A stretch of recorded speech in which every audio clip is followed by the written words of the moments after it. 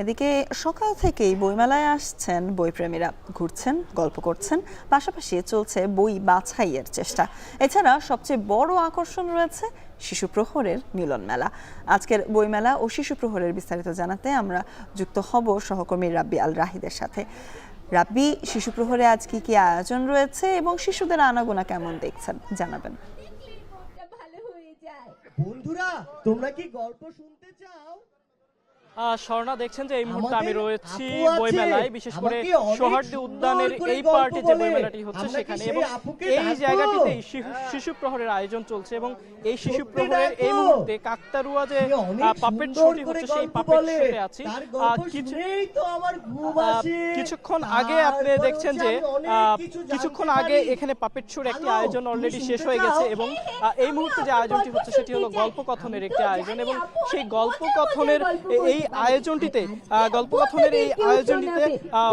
বিপুল পরিমাণে শিশুরা আসছে এবং তারা এই আয়োজনটি উপভোগ করছে। এবং এখানে গল্পের মাধ্যমে, বিশেষ করে বিভিন্ন পুতুল দিয়ে গল্পের মাধ্যমে নানা ধরনের দৃশ্য ফুটিয়ে তোলার চেষ্টা করা হচ্ছে। পাশাপাশি যে আমি আপনাকে বলি যে গতকালই প্রায় এখানে শিশুদের নিয়ে যে চিত্রাঙ্কন প্রতিযোগিতা ছিল, সেই চিত্রাঙ্কন প্রতিযোগিতা গতকালই শেষ হয়েছে। এবং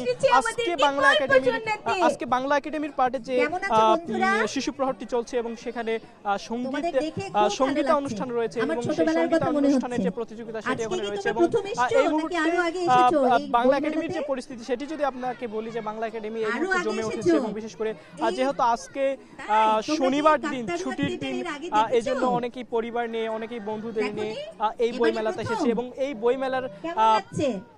বইমেলাতে এবারে মোট প্রায় 579টি স্টল রয়েছে, এবং এর মধ্যে 82টি স্টল রয়েছে বাংলা একাডেমির ওই পার্টে, এবং 497টি স্টল রয়েছে সোহার্দি উদ্যানের এই সাইডে। এবং মোট এগুলো প্রদর্শনী রয়েছে, এবং মোট ইউনিট যদি রয়েছে সেই ইউনিট রয়েছে মোট 166টি, এবং শিশুদের ক্ষেত্রে মোট প্রকাশনী রয়েছে প্রায় 63টি, এবং ইউনিট বা স্টল রয়েছে 166টির মতো।